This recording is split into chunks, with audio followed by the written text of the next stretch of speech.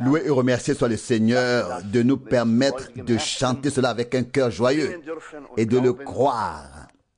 Nous savons que tout ce que Dieu fait est bon et merveilleux.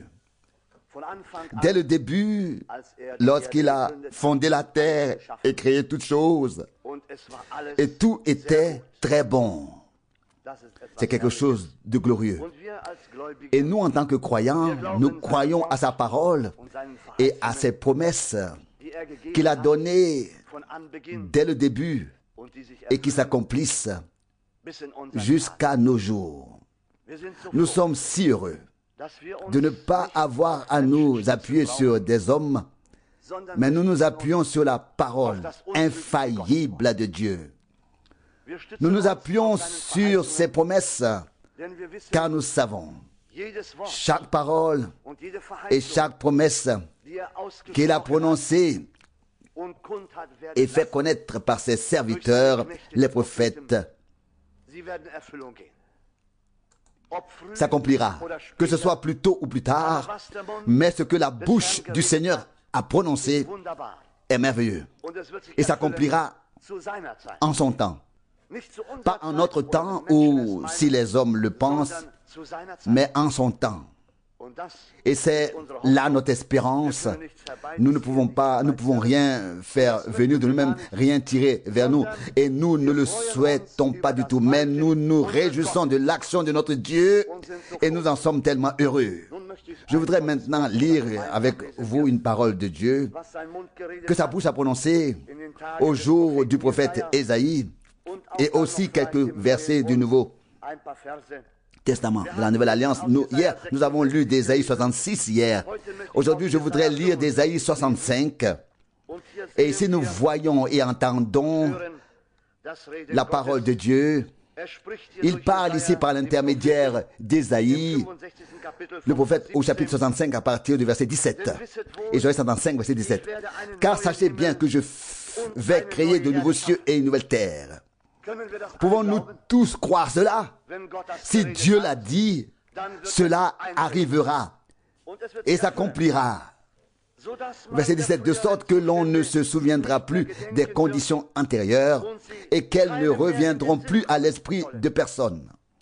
N'est-ce pas là une chose glorieuse? En tant que croyants, nous ne pouvons que nous réjouir de cela. Nous pouvons exulter et remercier Dieu. Et le verset 18 dit déjà ici, 18, réjouissez-vous et soyez toujours dans l'allégresse à cause de ce que je vais créer. Car sachez-le bien, je vais faire de Jérusalem un lieu de réjouissance et de son peuple un lieu d'allégresse. Verset 19, et moi-même j'exulterai sur Jérusalem et j'exulterai sur mon peuple. Et on n'entendra plus jamais en elle le bruit des pleurs, ni le bruit des lamentations. Verset 20. Alors il n'y aura plus de nourrissons de peu de jours, ni de vieillards qui ne vivent pas pleinement ces jours, mais le centenaire mourra le plus jeune, et celui qui ne vivra que 100 ans sera considéré comme un pécheur frappé par la malédiction. Verset 21, s'ils construisent des maisons et ils les habiteront. Et s'ils plantent des vignes, ils jouiront de leur production. Verset 22, ils ne bâtiront pas pour qu'un autre y habite et ils ne planteront pas pour qu'un autre jouisse des fruits. Non, comme la durée de vie des arbres, ainsi sera la durée de vie de mon peuple. Et ce que leurs mains auront travaillé, mes élus le consommeront aussi. Verset 23, ce ne sera pas en vain qu'ils travailleront. Ils n'engendreront pas des enfants pour une mort soudaine, non. Ils seront une famille de bénis du Seigneur et leurs descendants leur resteront. Verset 24. Et ils arriveront qu'avant qu'ils appellent, je répondrai. Et pendant qu'ils parleront, je les exaucerai. Verset 25. Le loup et l'agneau paîtront ensemble, le lion mangera de la paille comme le bœuf, et le serpent se nourrira de poussière. Ils ne commettront plus de mal et ne feront plus de mal dans tout mon pays de montagne sainte. Le Seigneur l'a promis. Et nous nous réjouissons qu'en son temps, cette promesse s'accomplira aussi, bien-aimé. Il ne peut en être autrement. La parole de Dieu reste la parole de Dieu. Ces promesses ne peuvent être modifiées. Ici, nous avons entendu, le Seigneur l'a promis et nous pouvons nous y fier qu'elle se manifestera. Je voudrais peut-être simplement lire quelques versets du chapitre 21 de l'Apocalypse. Ici, beaucoup de choses ont été montrées à Jean. Et il dit dans Apocalypse chapitre 21, verset 1, « Puis je vis un nouveau ciel et une nouvelle terre, car le premier ciel et la première terre avaient disparu, et la mer aussi n'existait plus. » Cela ne correspond-il pas glorieusement à ce qui est écrit dans le prophète Ésaïe? Chers frères et sœurs, nous voyons que c'est vrai à 100%. Et puis il est dit un peu plus loin, verset 2, Ésaïe 21 au verset 2, « Et je vis la ville sainte, une nouvelle Jérusalem qui descendait du ciel d'auprès de Dieu, parée comme une épouse, parée pour son époux. » Verset 3, « En même temps, j'ai entendu une voix forte crier du ciel, « Voici le tabernacle de Dieu avec les hommes, et il habitera avec eux, et ils seront son peuple. Oui, Dieu lui-même sera parmi eux. » Verset 4, « Et il essuiera toutes larmes de leurs yeux, et la mort ne sera plus. Et il n'y aura plus ni deuil, ni cri de plainte, ni douleur, car les premières choses ont disparu. » N'est-ce pas merveilleux? C'est quelque chose de glorieux. Ce n'est pas seulement dans l'Ancien Testament, mais aussi dans le Nouveau Testament. Nous voyons que ces promesses sont écrites. Et il est dit, verset 5, « Alors, celui qui était assis sur le trône dit, « Voici que je fais toutes choses nouvelles. » Puis il poursuivit, écrit, car ces paroles sont fiables et certaines. Verset 6, il me dit encore, c'est fait, c'est fait. Je suis l'alpha et l'oméga, le commencement et la fin. Je donnerai à boire gratuitement à celui qui a soif, à la source de l'eau de la vie. Verset 7, celui qui vaincra héritera de ceci. Et je serai son Dieu, et il sera mon fils. Verset 8. Par contre, les lâches et les incrédules, les impurs et les meurtriers, les débauchés et les magiciens, les idolâtres et tous les menteurs auront leur part dans l'étang brûlant de feu et de soufre. C'est la seconde mort. Jusque-là, cette sainte et précieuse parole de Dieu. Je pense que nous ne pouvons que nous réjouir de ce que Dieu est sur le point d'accomplir sa parole et ses promesses. Et pour cela, chers frères, nous ne voulons pas cesser de lui offrir l'honneur et la louange. Oui, tant que nous sommes ici sur terre, tant que nous en avons l'occasion, tant qu'il nous maintient ici, nous voulons glorifier son nom et l'adorer. Je pense que ce matin encore, il continuera à nous parler et à nous bénir de la richesse de sa grâce. Nous voulons lui demander de nous exaucer maintenant et d'être avec nous. Levons-nous pour prier ensemble. Dieu fidèle, nous te remercions également en cette heure matinale de nous permettre de nous tenir à nouveau ici devant toi. Nous avons déjà lu ta parole.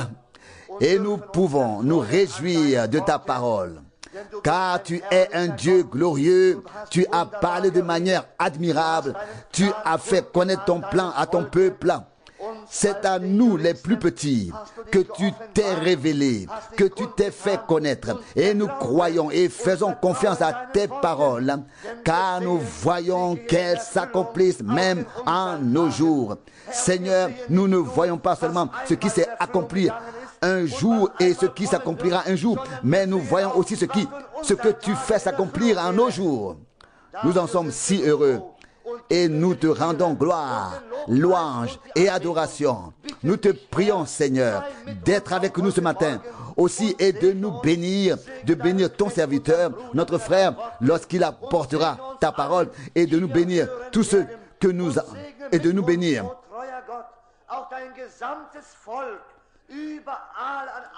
et de bénir, tout ce que nous entendrons, et bénis aussi avec nous, ô Dieu fidèle, tout ton peuple, partout et en tout lieu, Seigneur, que ce soit à l'est, à l'ouest, au nord et au sud, ou derrière le rideau de fer. Tu es capable de bénir ton peuple et de consoler ceux qui te cherchent, Seigneur. Nous t'adorons et te prions. Enlève de nous, ôte de nous et du milieu de nous tout ce qui ne concerne pas, tout ce qui ne te concerne pas, tout ce qui ne vient pas de toi, et donne-nous ta parole avec puissance et force. Nous t'adorons au nom et nous louons ta grâce au nom de Jésus. Amen. Nous, pour la grâce et le privilège que nous avons d'être à nouveau ici pour adorer, nous en sommes reconnaissants et nous sentons quelle bénédiction vient de la parole de Dieu, parce que nous avons une approbation intérieure, un oui total à tout ce que Dieu a dit. Donc, lorsque nous doutons de nos doutes, mais pas de la parole de Dieu. La parole de Dieu est oui et amen. L'Écriture sainte dit, Jean l'exprime, celui qui ne croit pas Dieu le fait mentir. 1 Jean 5, 10, et ça c'est une chose terrible. Celui qui ne croit pas Dieu en fait un menteur. C'est pourquoi nous sommes heureux de pouvoir croire et de confirmer ainsi qu'il est vrai dans toutes ses paroles et saint dans toutes ses actions. Il se peut que nous ne comprenions pas encore tout à fait certaines choses de ce côté de l'éternité, que nous nous demandions peut-être en silence pourquoi faut-il que cela soit comme ça ou autrement. Mais si nous pensons du temps, du temps à l'éternité, chaque question aura sa réponse. Oui, on ne pourra plus du tout se souvenir des conditions antérieures. Ésaïe 65, 17, nous l'avons lu. Il n'y aura plus de souvenir de ce qui pourrait être désagréable. Rien du tout. Tout sera terminé pour toujours. Et donc, la joie sera sans nuage pour l'éternité. Nous en sommes reconnaissants. C'est encore le temps de la grâce et le Seigneur a été avec nous. Nos chemins peuvent parfois être différents, mais nous avons tous un but, et c'est d'être auprès du Seigneur, et ce, à n'importe quel prix. Et celui qui a commencé, il l'accomplira au jour de son retour. Et ce jour n'est certainement pas loin. Tous les signes des temps l'indiquent. Et sans doute, heureux les hommes qui le voient. En ce temps-là, le Seigneur disait aux chefs religieux, la forme du ciel, vous savez la juger. Luc 12, 56. Il savait quel temps allait venir, mais il dit, mais vous n'avez pas reconnu les signes des temps. Combien de fois ai-je voulu vous rassembler et vous ne l'avez pas voulu? Dieu a un plan pour son peuple. Et c'est une grande grâce Si nous reconnaissons ce plan, et c'est une grâce encore plus grande, si nous nous savons placer, insérés dans ce plan de Dieu. Moïse demanda alors au Seigneur, si vraiment j'ai trouvé grâce à tes yeux, fais-moi connaître tes projets. Et nous le lisons ensuite dans le psaume. Dieu a fait connaître ses voies à Moïse et ses actions aux enfants d'Israël. Psaume 103, 17. Psaume 103, verset 7. Moïse était un prophète et la parole du Seigneur s'adressait aux prophètes, venait aux prophètes. Elle vint, elle les atteignit, elle vint sur eux, elle entra en eux. Dieu les oignit et parla par leur bouche. Et si nous comprenons aujourd'hui que la parole de Dieu reste la parole de Dieu, même si elle est prononcée par la bouche des hommes, elle reste la parole de Dieu. Jésus-Christ, le même hier et aujourd'hui, est le même pour l'éternité. Rien ne changera à ce sujet. Frère Rousse a lu une parole qui nous place immédiatement devant une tâche, à savoir celle de la classer. Vous savez qu'à cet endroit, nous sommes habitués à tout classer. Et ce, avec l'aide de Dieu, pas de nous-mêmes. Avec l'aide de Dieu. Pas de nous-mêmes. Il n'y a pas d'homme qui puisse s'imaginer être le conseil secret de Dieu. Il n'y a pas d'homme qui pourrait s'imaginer tout savoir. Mais il y a des gens qui peuvent se rapprocher de Dieu, s'approcher de Dieu. Il y a des gens de qui Dieu s'approche, que Dieu approche. Il y a des hommes qui reçoivent la révélation de la parole dans leur cœur par l'esprit, qui ne l'abordent pas avec l'intelligence humaine, mais qui tremblent et frémissent dans le respect à la pensée de sa parole, parce que Dieu parle avec nous. Vous aurez remarqué dans cette parole du prophète Ésaïe, au chapitre 65, un seul verset traite des nouveaux cieux et de la nouvelle terre. Tous les autres versets traitent du millénium, du royaume millénaire. Et je vous donne tout de suite vous avez certainement tous remarqué ce qui suit. Je n'ai pas besoin de le souligner, tout particulièrement. Dans le premier verset, qui est le verset 17, nous avons lu Ésaïe 65, verset 17. Car, sachez-le bien, je vais créer un nouveau ciel et une nouvelle terre, de sorte qu'on ne se souviendra plus des choses passées et qu'elles ne reviendront plus à l'esprit de l'homme. Point final. Et maintenant, c'est un tout autre sujet. Verset 18, à partir du verset 18. Non, réjouissez-vous et exultez à jamais à cause de ce que je vais créer, car sachez que je vais transformer Jérusalem. Maintenant, le thème continue avec Jérusalem, Jérusalem. Et si nous lisons attentivement les autres versets, nous remarquons qu'il est encore question d'engendrement, de mort. Vous l'avez tous remarqué? Dans les nouveaux cieux et sur la nouvelle terre, il n'y a plus de procréation, d'engendrement, il n'y a plus de mort. La mort sera engloutie pour toujours. Et on ne célébrera plus de funérailles telles qu'elles sont maintenant devant nous. Et vous devez savoir encore une fois combien nous ressentons profondément avec vous à l'heure ou aux heures du deuil.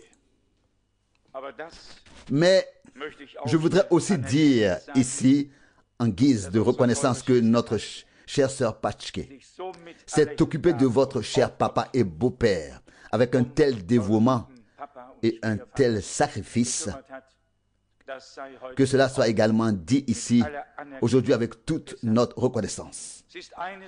C'est une chose de servir le Seigneur avec la bouche et une autre de servir Dieu sincèrement en se servant les uns les autres. Servir Dieu en se servant les uns les autres. Et cela en tout amour. Nous l'avons lu ici au verset 20. Alors il n'y aura plus de nourrissons de quelques jours, ni de vieillards qui ne vivent pas pleinement ses jours.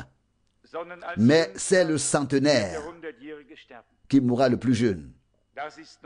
C'est encore du temps, ce n'est pas encore l'éternité, c'est encore dans le temps. Dans l'éternité, il n'y a pas de génération, il n'y a pas de nourrisson, il n'y a pas d'engendrement, il n'y a pas de jeune homme, il n'y a pas de vieillard, pas de mort, pas de sépulture, d'enterrement, de funérailles. Dans l'éternité, tout ce qui est temporel est terminé, c'est fini. Mais dans le royaume millénaire, dans le millénium, les hommes vivront encore. Des maisons seront construites, des vignes seront plantées. Seulement, il y aura la paix. Le loup et l'agneau paîtront ensemble. Pourquoi? Parce que le diable sera lié. Apocalypse 20, verset 1. Apocalypse 20, verset 1. Il lit, puis je vis descendre du ciel un ange qui avait la clé de la Bible et une grande chaîne dans sa main. Verset 2, il a saisi le dragon, le serpent ancien, c'est le diable et Satan, et l'a enchaîné pour 1000 ans.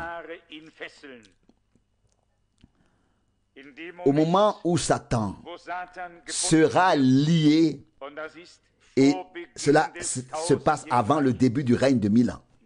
Au moment où Satan sera lié, il n'y aura plus de mal.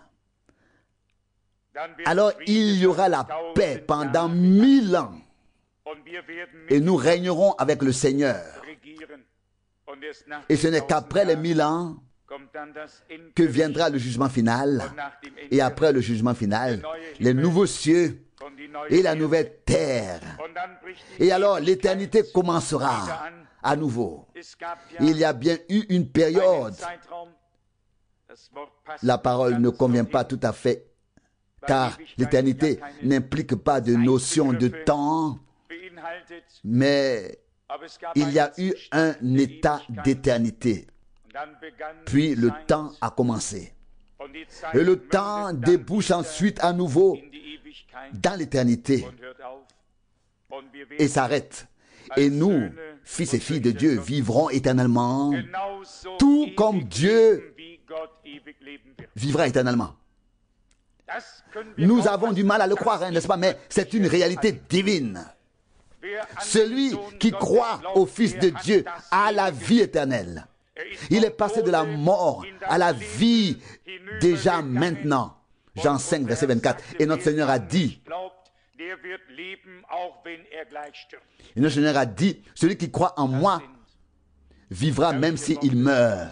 Jean 11, 25, 26. Ce sont des paroles glorieuses de Dieu. Et ce qui est beau, c'est qu'elles sont toutes vraies. Alléluia. À quoi me serviraient les plus belles paroles si elles n'étaient pas vraies? La parole de Dieu est donc vraie. Et nous nous en réjouissons et nous exultons malgré les tribulations et les difficultés que nous devons traverser.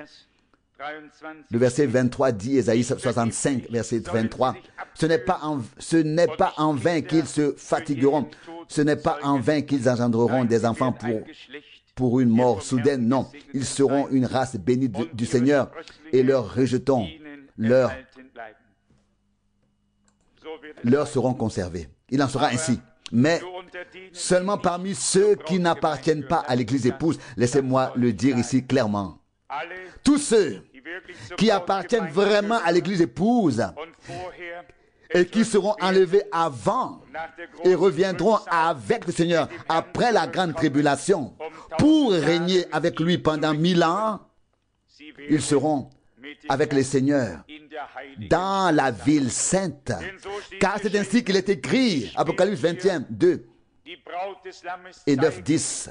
viens, je te montrerai l'épouse, la femme de l'agneau. Et après cela, immédiatement, j'ai vu la nouvelle Jérusalem, la ville sainte, paraître comme une épouse pour son époux. Nous l'avons lu en même temps dans Apocalypse chapitre 21.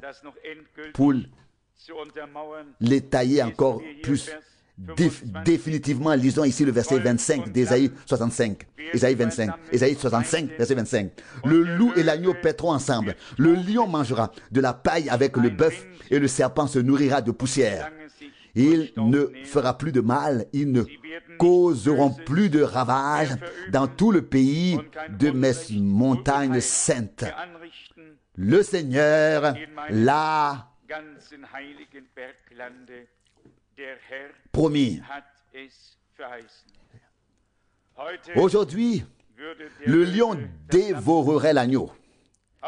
Mais alors, il y aura la paix et l'un ne dévorera pas l'autre, mais tous seront en paix les uns avec les autres.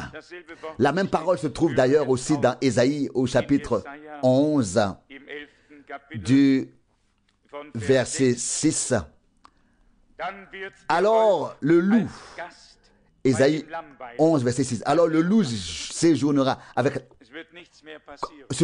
comme hôte avec l'agneau, séjournera comme hôte avec l'agneau, fera une visite, il ne se passera plus rien de mal, comme c'est merveilleux, comme c'est glorieux. Ésaïe chapitre 11 verset 6, alors le loup sera l'hôte de l'agneau et la panthère se couchera à côté du chevreau, le veau, le lionceau et le bœuf gras paîtront ensemble et un petit garçon sera le conducteur avec eux. Tout sera paisible et en ordre. Le monde entier aspire à la paix en ce moment. Et savez-vous pourquoi? Parce qu'ils sentent ou pressentent peut-être indistinctivement qu'un temps de paix doit venir.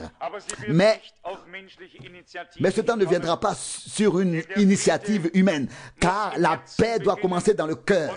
Et la paix doit commencer avec Dieu, pas dans des négociations des superpuissances qui continuent ensuite à s'armer. Mais la paix doit commencer avec Dieu, avec l'individu, et elle doit commencer dans le cœur.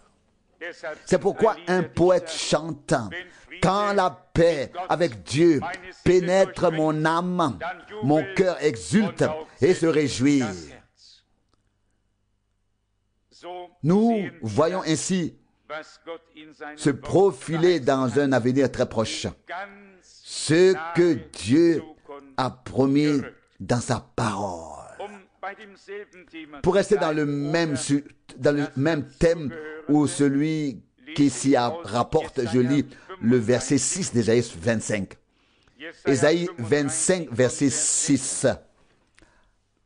Alors le Seigneur des armées préparera pour tous les peuples sur cette montagne un festin de mets gras, un festin de vin vieilli, de mets gras et moelleux, de vin vieilli et clarifié. Verset 7. Et il enlèvera sur cette montagne le voile qui enveloppe tous les peuples et la couverture qui s'étend sur toutes les nations. Verset 8. Il fera disparaître la mort pour toujours. Il essuiera les larmes de tout visage et il effacera l'opprobre de son peuple sur toute la terre, car le Seigneur l'a promis. Nous avons lu précédemment, car le Seigneur l'a promis. Nous lisons ici encore, car le Seigneur a fait cette promesse. Paul a expliqué que le voile était sur le peuple d'Israël, 2 Corinthiens 3, 14 et 15. Ici, il est expliqué que le voile ou la couverture est sur toutes les nations. Mais alors, lorsque Dieu se révélera vraiment et manifestera sa gloire, le voile, la couverture qui était sur toutes les nations sera enlevé. Et ils s'écrieront, comme il est dit ici au verset 9 du chapitre 25, Ésaïe 25, verset 9. Alors, en ce jour-là, on dira, voici notre Dieu en qui nous avons mis notre espérance pour qu'il nous délivre. Voici le Seigneur en qui nous avons mis notre espérance. Poussons des cris de joie et réjouissons-nous de son secours. Qui peut encore ajouter quelque chose à de telles paroles? Que faut-il ajouter à cela? Nous prenons acte avec reconnaissance du fait que Dieu a un plan glorieux pour l'humanité. Heureux celui qui se laisse insérer dans ce plan divin, qui a une approbation intérieure à ce sujet et qui dit, oui Seigneur, je crois que tu l'as planifié ainsi et je crois que je peux en faire partie. Nous l'avons parfois souligné. À quoi servirait la connaissance de la plus belle des gloires si nous ne portions pas en nous la certitude d'y être? Commençons donc avec Dieu ou laissons Dieu faire le commencement réellement en nous. Et le commencement que Dieu fait avec nous, il l'a fait à Golgotha. Dans le grand et glorieux jour de toutes les réconciliations, lorsque Dieu a fait la paix avec l'humanité, a pardonné les fautes et n'a pas imputé les péchés. Si nous lisons par exemple l'épître de Jean, il est écrit dans un verset, 1 Jean 1 verset 8, si nous prétendons ne pas avoir de péché, nous nous trompons nous-mêmes et la vérité n'est pas en nous. Et dans le second ou dans un autre, nous lisons que nous sommes exempts de péché comme si nous n'avions jamais péché. Terrestrement, une contradiction. Soit nous avons, soit nous n'avons pas. Soit nous le sommes, soit nous ne le sommes pas. C'est ainsi que raisonnerait la raison. Argumenterait la raison. La foi exprime ce que Dieu a dit dans sa parole. Romains 3, verset 23. Tous, en effet, ont péché et sont privés de la gloire que Dieu donne. Ça, c'est une chose. Et ensuite, il y a la chose suivante. Quand votre péché serait rouge de sang, il deviendrait blanc comme la neige. Ésaïe 1, verset 18. Et puis, il ajoute, je ne me souviendrai pas de vous, de leurs péchés et de leurs iniquités, mais je les engloutirai dans la mer, là où elle est la plus profonde. Ésaïe 43, 25 et Michée 7, verset 19. Les deux choses sont vraies. Il est vrai que nous sommes nés déjà même dans le péché, que nous avons été conçus dans le péché, mais il est aussi vrai que lui, l'innocent, le saint et le pur, a été fait péché pour nous et que notre condamnation a été mise sur lui afin que nous ayons la paix et que par ses meurtrissures, par ses blessures, nous avons été guéris. Maintenant, tout dépend de ce que tu crois. Si tu crois que tu es encore un pécheur, alors sois un pécheur. Mais si tu crois que tu as été sauvé, que Dieu t'a fait grâce et qu'il a fait de toi sa propriété à Golgotha, tu n'as plus qu'à l'accepter et à remercier Dieu de tout ton cœur, car c'est une œuvre achevée. Notre Seigneur s'est exclamé sur la croix, tout est accompli. Jean 19, verset 30, c'était fait. Le salut de chaque homme a eu lieu à Golgotha. Mais chaque individu doit personnellement accepter et recevoir le salut pour sa personne par la foi. C'est là que réside le problème. D'où la prédication de l'Évangile pour montrer aux individus ce qui s'est passé pour eux à Golgotha. Et ensuite, ils peuvent prendre leur décision et dire oui au Seigneur et accepter ce qu'il a préparé pour eux. Il y a encore quelques passages que nous pouvons lire ensemble qui font également partie de ce thème, à savoir que Dieu nous a acceptés et que nous pouvons devenir ses fils et ses filles. Nous avons également lu et parlé hier soir du repos qui est encore disponible pour le peuple de Dieu ou qui lui a été rendu accessible. Ici dans 2 Corinthiens, au chapitre 6, nous lisons du verset 14. 2 Corinthiens 6, verset 14. Ne vous livrez pas avec des incroyants, des incrédules à un joug étranger. Car qu'y a-t-il de commun entre la justice et l'injustice, ou qu'est-ce que la lumière a à voir avec les ténèbres? Verset 15.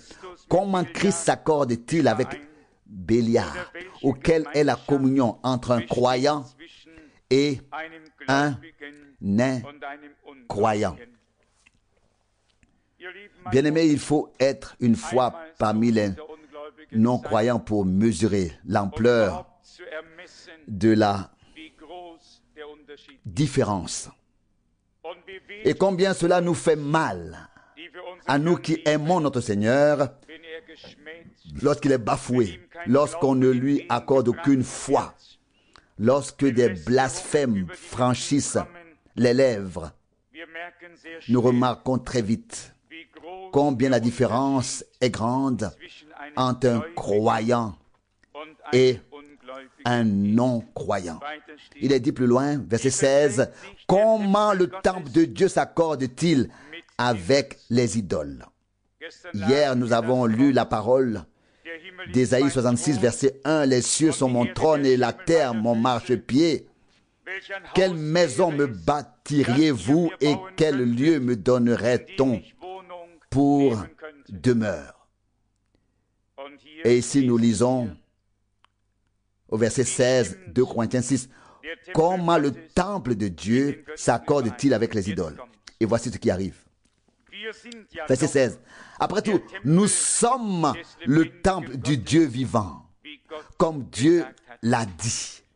J'habiterai et je marcherai au milieu d'eux et je serai leur Dieu et ils seront mon peuple. » Non pas un temple construit par la main de l'homme, mais eux, mon peuple, mes fils et mes filles, ils forment le corps du Seigneur, le temple du Dieu vivant, le lieu de manifestation du Dieu très haut, ici bas, sur terre. Et nous sommes honteux du fait que Dieu n'ait pas encore pu faire valoir ses droits, comme cela est devenu visible jusqu'à aujourd'hui.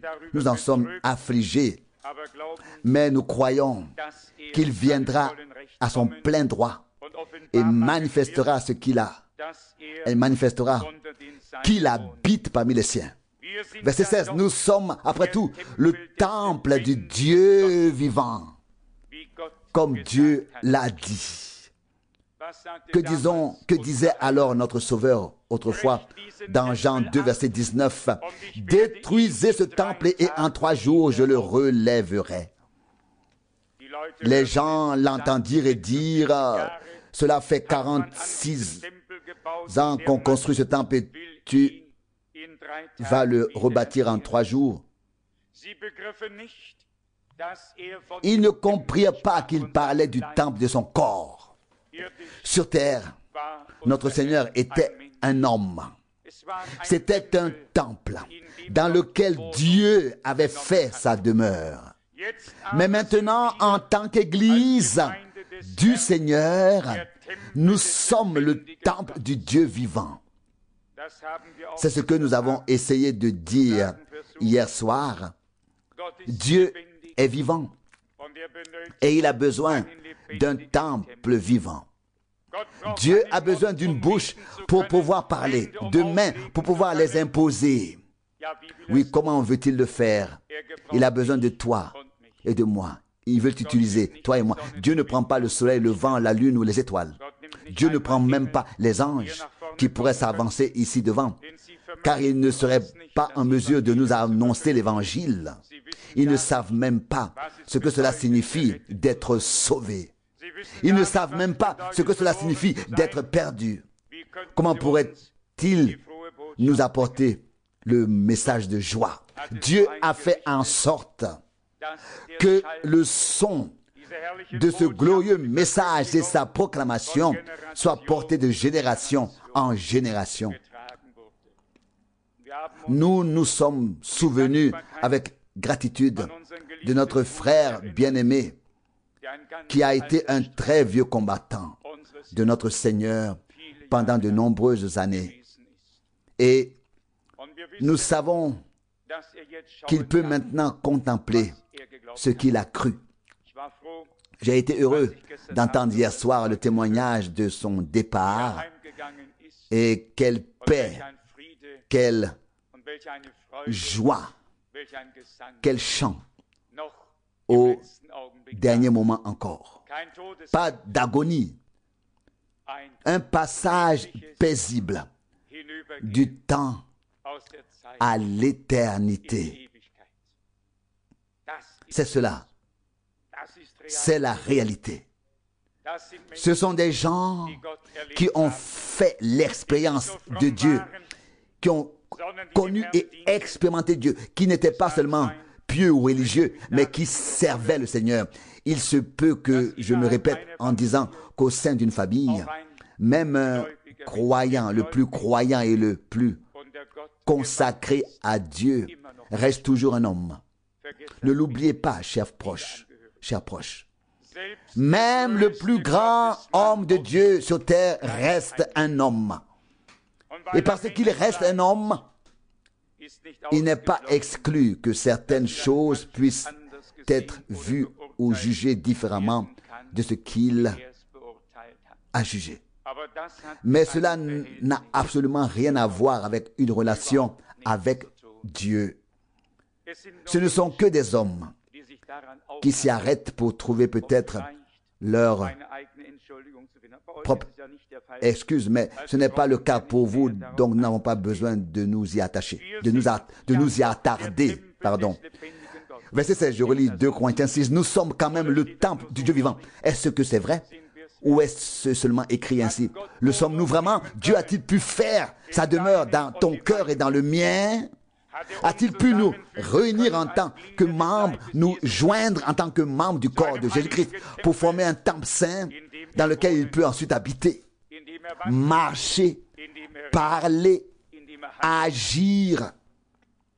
Chacun peut prêcher, chanter ou rêver à ce sujet, mais notre désir le plus profond est que cela devienne réalité. Qu'il se réalise aujourd'hui à la fin du temps de la grâce, comme il s'est réalisé alors, autrefois au début du temps de la grâce.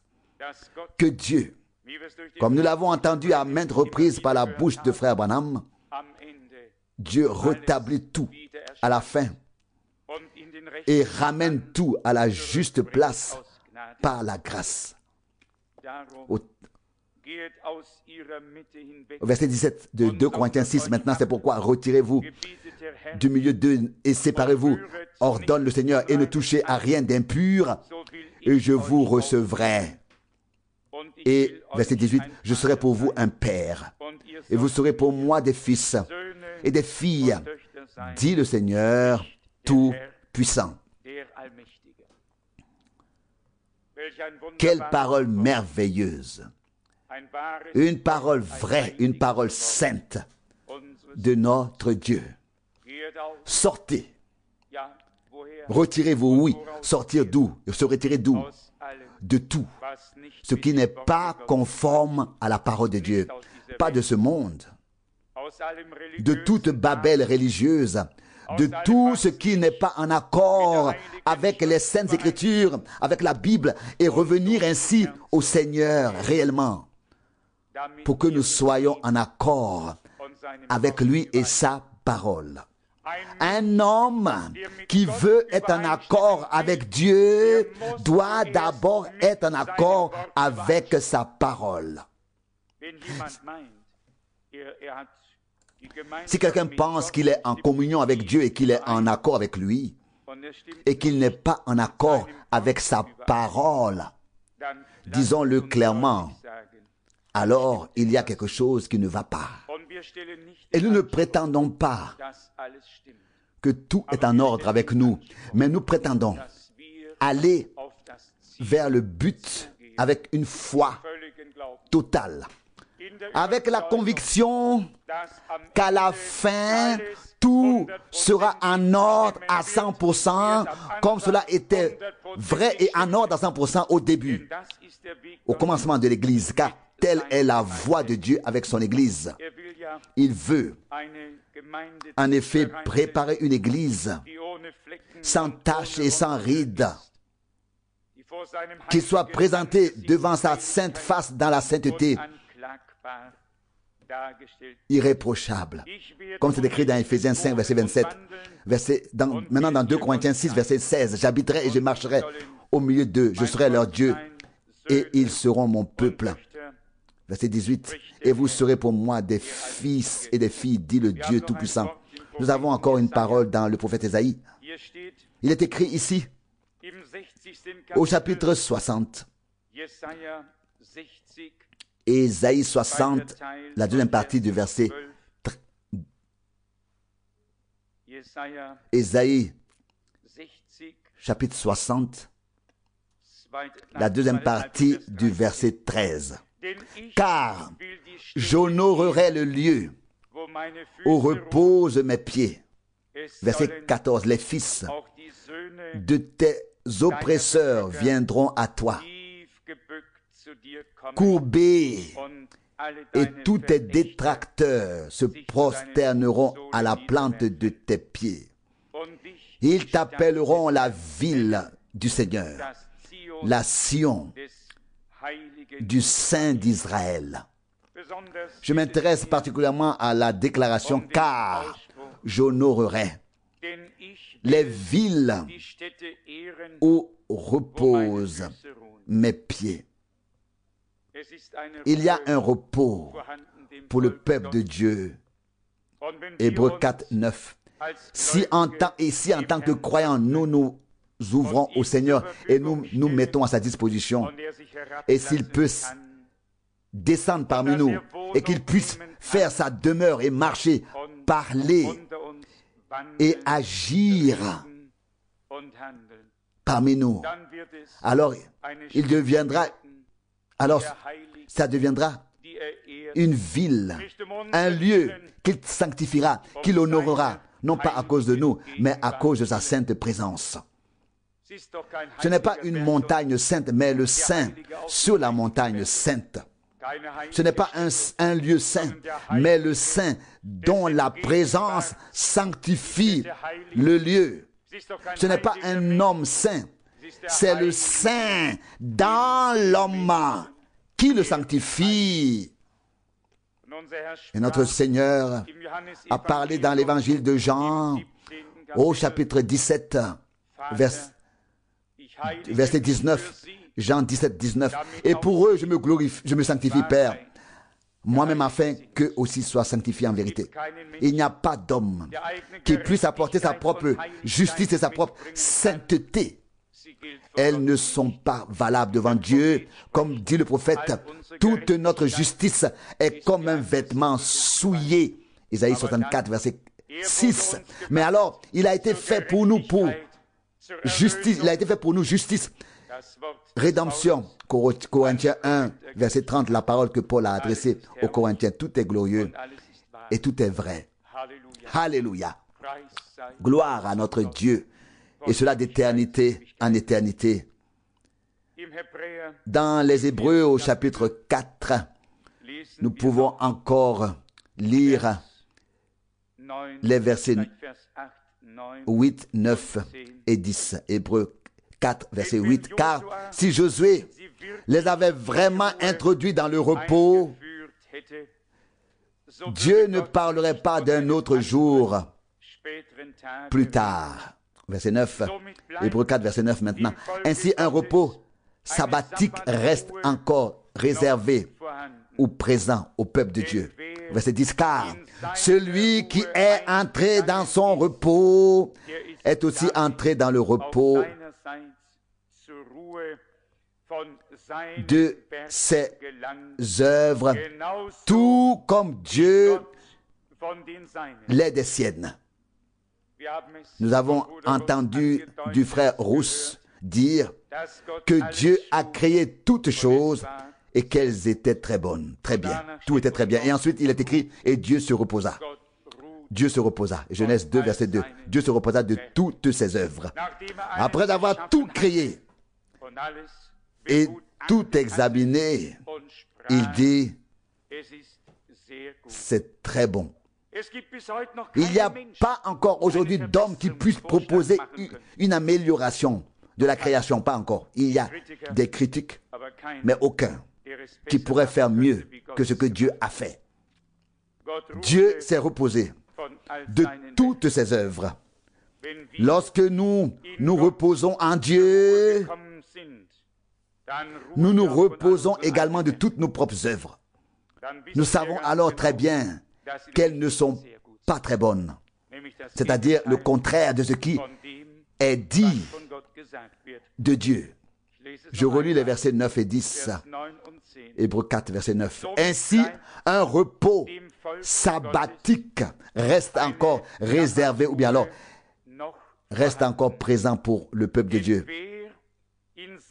Car, verset 10, car celui qui est entré dans son repos est aussi entré dans le repos de ses œuvres, comme Dieu l'est des siennes. Ce ne sont pas, donc comme Dieu l'est des siennes, exactement, de la même manière. Ce ne sont pas des œuvres que nous faisons, mais l'œuvre que Dieu a faite pour nous en Jésus-Christ, notre Seigneur. Et nous voulons nous reposer de nos œuvres et nous reposer dans l'œuvre de rédemption qu'il a accomplie et qui est valable pour toujours. Et ainsi, nous trouvons la paix avec Dieu par notre Seigneur Jésus-Christ. Si quelqu'un a du mal avec le sabbat, il est question ici du repos du sabbat, pas seulement un jour de la semaine. Ce n'est pas de ça qu'il est question ici. Mais comme Dieu s'est reposé le 7e jour, ainsi nous nous reposons de toutes nos œuvres pour toujours et éternellement. C'est le nombre de la perfection divine. Nous ne sommes pas dans le repos divin seulement un jour par semaine, mais 7 fois par semaine, pas seulement le 7e jour où nous avons peut-être un bref cours sur le sabbat. Cela n'apporte encore à personne le repos de Dieu. Mais si nous avons trouvé le repos en Dieu, ce n'est pas seulement le 7e jour, mais tous les 7 jours. Alléluia. Gloire à Dieu. Comme c'est merveilleux lorsque les choses de Dieu ont été révélées à un homme par l'Esprit. Alors, la reconnaissance s'élève dans nos cœurs. Hier, j'ai eu l'impression que nous aurions encore dû donner l'appel à l'autel. et que des personnes qui sentent que le Seigneur s'approche d'elles devraient saisir l'occasion et l'invoquer tout simplement comme il est écrit. Invoque-moi au jour de la détresse et je te sauverai et tu me glorifieras. Psaume 50, verset 15. Les conversions bibliques se font en fait sans qu'il soit nécessaire de faire l'appel à l'autel. Dans les Actes des Apôtres, Pierre n'a pas eu besoin de demander qui veut consacrer sa vie à Dieu, qui veut lever la main, qui veut prendre la décision pour Jésus. Non, le Saint-Esprit est venu sur les auditeurs et ils ont spontanément posé la question dans Actes des Apôtres 2:37. Que devons-nous faire, bien-aimés frères, pour être sauvés? Nous souhaitons que cela se reproduise, que cela vienne, que cela arrive, et cela au nom du Seigneur.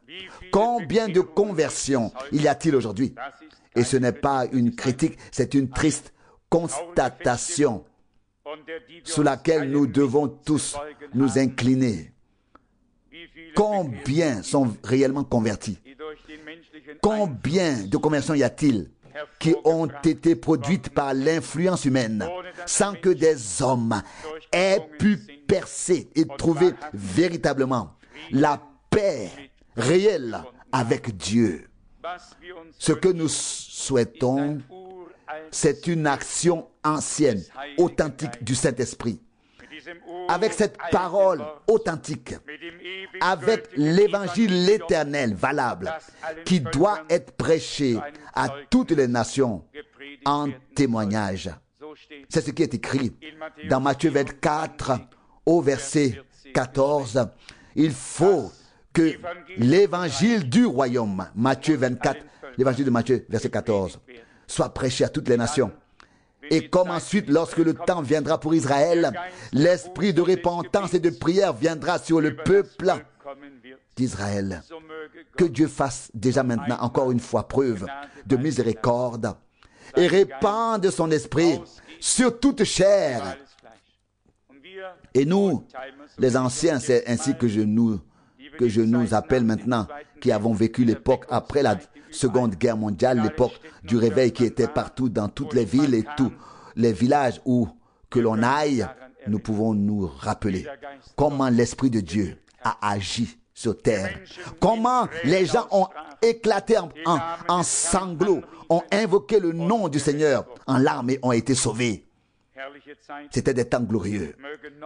Que des temps encore plus glorieux reviennent. Que Dieu prenne plaisir à couronner son œuvre de gloire et de majesté et qu'il nous offre encore une fois une visitation de grâce du ciel avant que la porte de la grâce ne se referme à jamais. Aujourd'hui, comme nous avons entendu sa voix, n'endurcissons pas nos cœurs, mais ouvrons-les pour remercier le Seigneur, l'invoquer et le louer. Amen. Levons-nous et prions. Père céleste, je te remercie de tout cœur pour ta sainte et précieuse parole. Seigneur, je te remercie pour le sang de la nouvelle alliance que tu as versé en tant qu'agneau de Dieu sur la croix à Golgotha. Et je te remercie parce que tu es entré dans le sanctuaire céleste avec ce sang et que ce sang parle pour nous. Alléluia. Et que nous ayons la joyeuse assurance d'emprunter ce chemin nouveau et vivant, inauguré pour nous, d'entrer dans ta présence même par la foi. Seigneur bien-aimé, nous sommes très humiliés, de voir que toi, le Saint, tu te sois ainsi abaissé. Le fait que tu nous aies accordé un regard, cela n'est que grâce. Ô Dieu, je te suis reconnaissant. Je te suis reconnaissant pour la rédemption, pour la délivrance, pour la libération, pour le salut, pour le pardon, pour la vie éternelle, pour tout ce que tu nous as donné. Et maintenant, nous prions en particulier pour tous ceux qui sont restés de la famille de notre frère, pour toute la famille bien-aimée que tu as repris auprès de toi dans la gloire. Ô Seigneur, il aurait certainement fait monter des soupirs et des prières vers ton trône de grâce. Il aura certainement fait monter, des soupirs et des prières vers ton trône de grâce afin de revoir tous les siens en ce jour-là. Toi qui exauces les prières, nous te prions ensemble de bénir également le jour des funérailles. Bénis notre frère bien-aimé Rousse qui y apportera ta parole là-bas. Seigneur fidèle, parle aux hommes. Fais-leur comprendre ce que signifie être perdu, être séparé de Dieu pour toujours. Ô Dieu, agis par ton esprit et par ta parole d'une manière très puissante. Nous te remercions encore une fois pour hier soir, où tu étais si proche de nous, si particulièrement proche, où tu es venu à notre rencontre et où tu as pris le repas avec nous. Seigneur, ce matin encore, nous avons été fortifiés par ta parole, car tu l'as promise, tu l'as promis et tu la tiens certainement. Je te remercie de tout mon cœur pour cela. Bénis tout ton peuple, ta troupe rachetée par le sang, sur toute la terre. Et mets-nous bientôt en état de nous exclamer: viens bientôt, Seigneur Jésus. Seigneur, nous te remercions d'avoir préparé la place pour nous et de nous permettre de rejoindre bientôt Abraham, Isaac, Jacob et tous les saints, tous les rachetés qui prendront part à ton grand festin. Heureux celui qui est invité au festin des noces de l'agneau et qui peut y participer au ciel. Seigneur bien-aimé, que cette invitation soit prise au sérieux maintenant et que tous y répondent et saisissent leur chance. Aujourd'hui, tu nous as parlé. Aujourd'hui, nous pouvons être dans ton repos. Nous pouvons entrer dans ton repos, entrer dans ton repos. Pas dans un repos de sabbat, mais dans un repos